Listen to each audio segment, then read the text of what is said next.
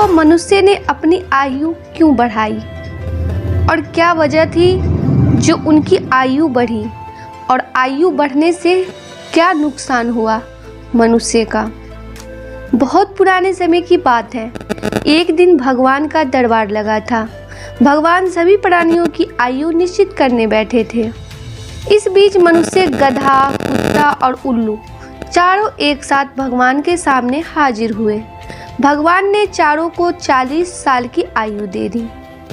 मनुष्य को भगवान का यह निर्णय पसंद नहीं आया, उसे बुरा लगा। उसने सोचा, मैं सब प्राणियों में सर्वश्रेष्ठ माना जाता हूँ, फिर भी मेरी उम्र गधे, कुत्ते और उल्लू जैसे तुच्छ प्राणियों के बराबर ही क्यों। सचमुच भगवान घर में भी अंधेर है, यानी कि अंधेरा है। लेकिन उस समय वो कुछ बोला नहीं। कुछ दिनों के बाद मनुष्य भगवान के पास पहुंचा और कहने लगा, भगवान, मुझे आपके सामने अपनी एक शिकायत रखनी है। उस दिन आपने मेरी गधे और उल्लू की आयु एक सी निश्चित करके मनुष्य प्राणी के साथ भारी अन्याय किया है। क्या हमारे और कुछ तुच्छ प्राणियों के बीच कोई अंतर ही नहीं है? अतएव मेरी आपसे नम्र है विनती है कि आप इस विषय में शांतिपूर्वक विचार करें। भगवान ने कहा, अच्छी बात है। भगवान ने गधे, कुत्ते और उल्लू से पूछकर उनके जीवन में से 20-20 वर्ष कम करके मनुष्य की आयु में 60 वर्ष बढ़ा दिए और उसकी आयु 100 वर्ष कर दी। लेकिन नतीजा क्या हुआ? मनुष्य अपनी जिंदगी शुरू के 40 साल आदमी की तरह पूरे जोश और उत्साह के साथ बिताता है। उसके बाद 20 साल गधे की आयु के मिलते हैं। इस बीच सालों के बीच उसे लड़के, लड़की, बहू, नाती, पोती आदि के रूप में सारी गृहस्थी का भार गधे की तरह ढोना पड़ता है। फिर कुत्ते की आयु में से प्राप्त 20 साल मिलते हैं। इन 20 सालों में घर के दरवाजे के पास ही खटिया रहती है। वह उस पर बैठा बैठा घर वालों को और बाहर वालों को आते जाते देखता है और कुत्ते की तरह उन्हें घूरता रहता है। 80 साल पूरे होने पर मनुष्य के नसीब में उल्लू की आयु के 20 वर्ष लिखे रहते हैं। इसलिए वह दिन में उल्लू की तरह खुली आंख लिए अंधा की तरह बैठा रहता है और रात को उल्लू की भांति बिना सोए ही जागता रहता है। गधे पर उसकी ताकत से ज़्यादा बोझ लाद कर उसे डंडे से पीट पीट कर मनुष्य गधे की अपनी ज़िंदगी के बैर का बदला लेता है। कुत्ते को धुतकार धुतकार कर वह गधे की अपनी ज़िंदगी के बैर का बदला लेता है और उल्लू का तो मुँह देखना भी उसे नहीं सुहाता। दोस्तों, वेदों में बताया गया है कि कलयुग में इंसान की आयु कम से कम 100 वर्ष की होती है, लेकिन फिर भी लोग कम उम्र में ही परलोक चले जाते हैं। इसी स्थिति का वर्णन महाभारत काल में धृतराष्ट्र ने महात्मा विदुर से किया था। धृतराष्ट्र ने पूछा था कि आखिर किन कारणों की वजह से मनुष्य की आयु कम हो जाती है। इस पर विदुर जी ने उनको 6 कारण बताए थे। इन्हीं कारणों की वजह से मनुष्य अपनी पूर्ण आयु नहीं जी पाता है और उसकी आयु में कमी हो जाती है। यानी ईश्वर की द्वारा दी गई आयु को भी मनुष्य अपने कर्मों की वजह से भोग नहीं पाता है।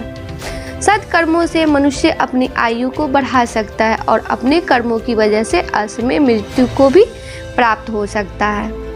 तो दोस्तों, अगर मनुष्य की आयु को हार लेता है, दूसरे में दोष और अपने में गुण देखने वाला व्यक्ति अभिमान का शिकार हो जाता है।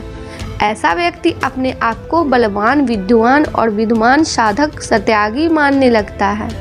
उसको लगता है कि उससे अच्छा इस धरती पर कोई नहीं है और वो खुद को सर्वश्रेष्ठ समझने लगता है।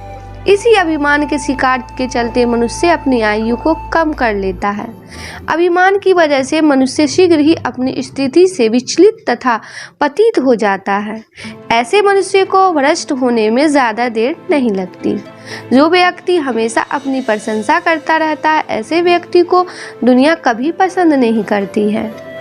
श्लोक में आगे बताया गया है कि अधिक बोलने वाला व्यक्ति व्यर्थ की बातें अधिक करता है।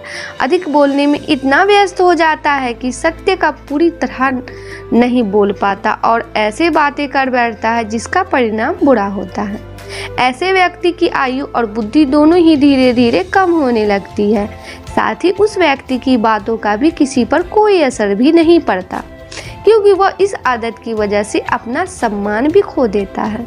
ऐसे व्यक्ति को अपनी आदत से छुटकारा पाने के लिए अधिक से अधिक भगवान के नाम का जप करने का नियम बना लेना चाहिए। इससे उसको दोहरा लाभ होगा। ऋषि मुनियों की आयु इसलिए लंबी होती है कि वो कम बोलते हैं। दोस्तों, समाज और परिवार में सुख शांति के लिए मनुष्य के अंदर संपूर्ण और त्याग की भावना अवश्य होनी चाहिए। जिस व्यक्ति में त्याग की भावना नहीं होती, उसकी आयु लगातार कम होती रहती है। साथ ही सांसारिक सुखोपभोग नहीं पाते, मनुष्य की आयु को काटते हैं। त्याग के अभाव के कारण ही रावण, दुर्योधन आदि का पतन हुआ था। जो इंसान त्याग करता है वो अपना जीवन न केवल शांति से व्यतीत करता है, बल्कि उसकी आयु में भी वृद्धि होती है। हर मनुष्य को याद रखना चाहिए कि इस संसार में कुछ लेने के लिए नहीं, बल्कि दूसरे को सुख देने के लिए आए हैं। जो व्यक्ति केवल अपने बारे में सोचता है और उसी को लेकर कार्य करता है, वो समाज में सम्मान नहीं प्राप्त करता। वही जो व्यक्ति त्याग की भावना रखता है, समाज में हमेशा उसका सम्मान होता है। साथ ही हर कोई उसकी मदद के लिए तैयार रहता है।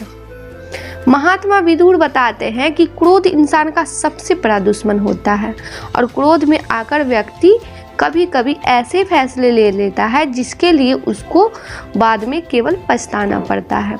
क्रोध करने से इंसान न केवल अपना अहित करता है, बल्कि अपने आसपास के लोगों का भी दिल दुखाता है, जिसकी वजह से इंसान अपनी आयु को कम कर बैठता है, क्योंकि ऐसे इंसान के साथ कब क्या हो जाए कुछ पता नहीं रहता। क्रोध करने वाले इंसान को भविष्य में हमेशा बुरे परिणाम झेलने पड़ते हैं।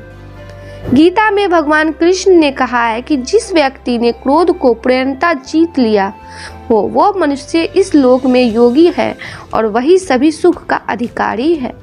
वही क्रोध को नरक का द्वार बताया गया है।